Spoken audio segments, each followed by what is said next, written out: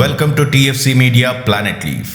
కాలజ్ఞానం ఈ మాట మన తెలుగు ప్రజలకు బాగా సుపరిచితమే. శ్రీ పోతులూరి వీరబ్రహ్మేంద్ర స్వామి వారు చెప్పిన కాలజ్ఞానం ఇప్పటికీ ఆదరణలో ఉంది. ఆయన చెప్పిన చాలా విషయాలు జరిగాయి కూడా. అందుకే ఆయన చెప్పిన కాలజ్ఞానం అంటే హిందువులకు చాలా నమ్మకం. అయితే ఇక్కడ మరో వ్యక్తి కూడా భవిష్యత్తులో జరగబోయేదాన్ని ముందుగానే చెప్పాడు. కానీ అతను మన దేశం వాడు కాదు. అతనే నాస్ట్రడామస్. ఈయన అసలు పేరు మైక్ డి నాస్ట్రడామ్. ఫ్రాన్స్కి చెందిన ఫిజిషియన్, రచయిత అయిన ఈయన డిసెంబర్ 14 నుంచి 21 మధ్యలో 1503 సంవత్సరంలో పుట్టినట్లు చరిత్రకారులు చెబుతున్నారు. ఈయన పూర్వీకులు కూడా సాంప్రదాయక వైద్యులుగా ఉండేవారు. వారికి లాగానే నాస్ట్రడామస్ కూడా వైద్య వృత్తినే ముందు ఎన్నుకున్నాడు. అప్పట్లో ఫ్రాన్స్ పరిసర ప్రాంతాలలో ప్లేగు వ్యాధి వ్యాపించి చాలా మంది చనిపోతుంటే వారిని కాపాడటానికి నివారణ మందుని కూడా కనిపెట్టాడు. ఆ మందుతో చాలా మందిని కాపాడాడు. ఈయనకు 1531లో పెళ్ళయింది. వీరికి ఒక పిల్లవాడు కూడా పుట్టాడు. కానీ దురదృష్టవశాత్తు అతని భార్య, పిల్లవాడు 1534లో చనిపోయారు. అయితే వీరు చనిపోవడానికి సరైన కారణాలు ఎవరికీ తెలియదు. కొంతమంది వాదన ప్రకారం వారిద్దరూ ప్లేగు వ్యాధి వల్ల చనిపోయారు అని చెబితే, మరికొంతమంది వారు యాక్సిడెంట్లో చనిపోయారని చెబుతున్నారు. ఆ తరువాత ఈయన 10 సంవత్సరాల పాటు అనేక ప్రాంతాలు సంచరించి ఆఖరికి సలోన్ డి ప్రావిన్స్లో సెటిల్ అయ్యాడు. ఆ సమయంలోనే నాస్ట్రడామస్ కాలజ్ఞానం గురించి చెప్పడం మొదలుపెట్టాడు. ఈ కాలజ్ఞానం మీద పుస్తకాలు కూడా రాశాడు. అదే ప్రాంతంలో ఉన్న ఆనా పోన్సాడే అనే ఒక విడోని పెళ్లి చేసుకున్నాడు. ఆమెకు అప్పటికే 6 పిల్లలున్నారు. ఈయన చెప్పే కాలజ్ఞానంలో అధిక శాతం సృష్టిలో జరిగే వినాశనం, హత్యల గురించి ఎక్కువ ప్రస్తావన ఉండటం చేత అప్పటి చర్చ్ పెద్దలు ఆయన్ను సైతాన్ దూతగా పరిగణించారు. దానివల్ల తనకి, తన కుటుంబానికి ప్రమాదం జరగవచ్చని భావించిన నాస్ట్రడామస్ ఆయన కాలజ్ఞానం మీద రచించిన రచనలన్నీ పొడుపు కథలుగా మార్చేశాడు. ఆయన చెప్పిన కాలజ్ఞానం ప్రకారం 1559లో అప్పటి రాజైన జాన్ హెన్రీ II ఒక శాంతి ఒప్పందంలో భాగంగా జరిపే యుద్ధ పోటీలలో చనిపోతాడని రాశాడు. సరిగ్గా ఆయన చెప్పిన విధంగా ఆ రోజు అలాగే చనిపోయాడు. ఆయన కాలజ్ఞానాన్ని అప్పటి వరకు పిచ్చి రాతలుగా భావించిన అప్పటి సమాజం ఈ సంఘటన తరువాత ఆయన రచనలకు బాగా ప్రాచుర్యం లభించింది. ఆయన చెప్పిన కాలజ్ఞానంలో మిగిలిన అంశాలను పరిశీలిస్తే ఆశ్చర్యపోక తప్పదు. ఆయన చెప్పిన దాని ప్రకారం చిన్న మంట లండన్ నగరాన్ని భస్మం చేస్తుంది అని అన్నాడు. ఆయన చెప్పినట్లే 1666 సెప్టెంబర్ 2న లండన్లోని ఒక బేకరీలో సంభవించిన చిన్న అగ్ని ప్రమాదం ఒక్కసారిగా పెరిగి పెద్దదై లండన్ నగరంలో చాలా భాగం 3 రోజుల పాటు నిరంతరాయంగా మండి భస్మం చేసింది. ఫ్రాన్స్ పేదవారి చేతికి వెళ్తుంది అని అన్నాడు. 1789 నుంచి 1799 వరకు జరిగిన ఫ్రెంచ్ రెవల్యూషన్ గురించి మనకు తెలిసిందే. అంతేకాదు ఆయన హిట్లర్ గురించి, అతను సాగించే అరాచకం గురించి వ్రాశాడు. 2 ఇనుప ముద్దలు పడి 2 మహానగరాలు తుడిచిపెట్టుకుపోతాయి. ఆ తరువాత అక్కడి ప్రజలు తీవ్ర అనారోగ్యాల పాలవుతారు అని కూడా రాశాడు.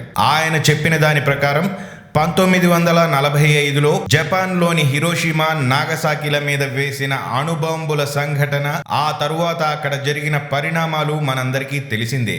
ఒక గొప్ప నాయకుడు పట్టపగలు మెరుపు దెబ్బలకు చనిపోతాడు అని రాశాడు. ఈ వివరణ 1963లో అప్పటి అమెరికా ప్రెసిడెంట్ కెనడీ హత్యకు సరితూగుతుంది. 2 ఇనుప పక్షులు ఆకాశహరణ్యాలను ఢీకొంటాయి అని రాశాడు.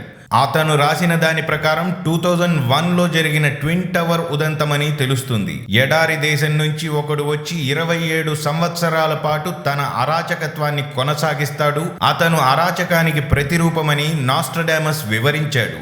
ఆయన చెప్పింది ఒసామా బిన్ లాడెన్ గురించేనని చాలా మంది చెబుతున్నారు.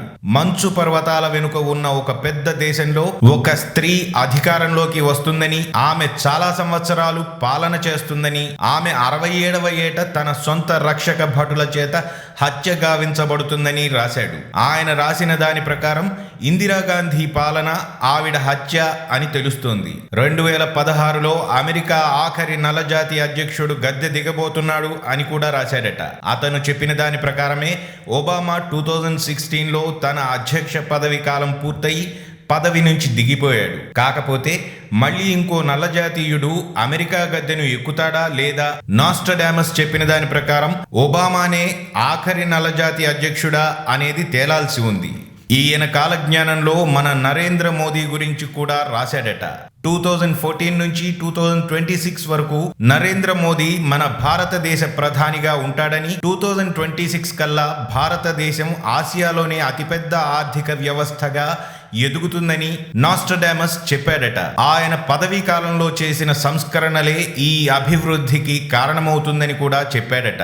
2033లో ధ్రువ ప్రాంతాలలో మంచు బాగా కరిగి ఈ ప్రపంచంలో చాలా ప్రదేశాలు జలగర్భంలోకి వెళ్లిపోతాయట.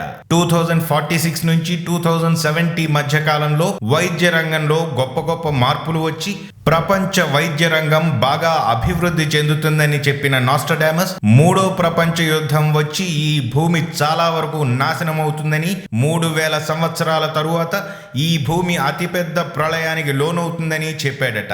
అయితే ఈ విషయాలు నిజమవుతాయో లేదో తెలుసుకోవాలంటే అప్పుడున్న వారికి మాత్రమే సాధ్యమవుతుంది. తాను ఎప్పుడు మరణిస్తాడో తెలిసిన నాస్ట్రడామస్ తాను మరణించే ముందు రోజు తన శిష్యులను పిలిచి, నేను మిమ్మల్ని రేపు చూడలేను అని చెప్పాడట. అతను చెప్పిన విధంగా ఆ మరునాడు ఆయన శవం ఆ ఇంట్లో కనపడిందట. అతని మెడలో ఒక లాకెట్ కూడా ఉందట. ఆ లాకెట్ తో పాటే ఆయన శవాన్ని పూడ్చిపెట్టారు.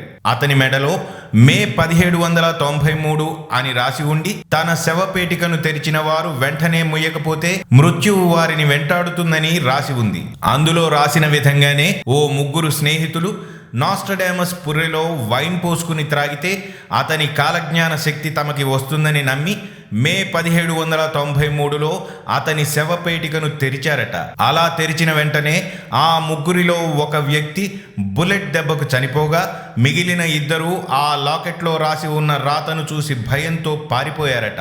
అలా పారిపోయిన వ్యక్తులు ఏమయ్యారో ఇప్పటికీ ఎవరికీ తెలియదు. నాస్ట్రడామస్ చెప్పిన చాలా విషయాలు నిజమవడంతో అతని కాలజ్ఞానం నిజమని, అతనికి అతీంద్రియ శక్తులు ఉన్నాయని చాలా మంది నమ్ముతారు. మరిన్ని ఇంట్రెస్టింగ్ వీడియోస్తో మళ్ళీ మీ ముందుకు వస్తాను. మరి ఆ వీడియోస్ మిస్ కాకుండా ఉండాలంటే మా ఛానల్ని సబ్స్క్రైబ్ చేసుకోవడం మాత్రం మర్చిపోకండి.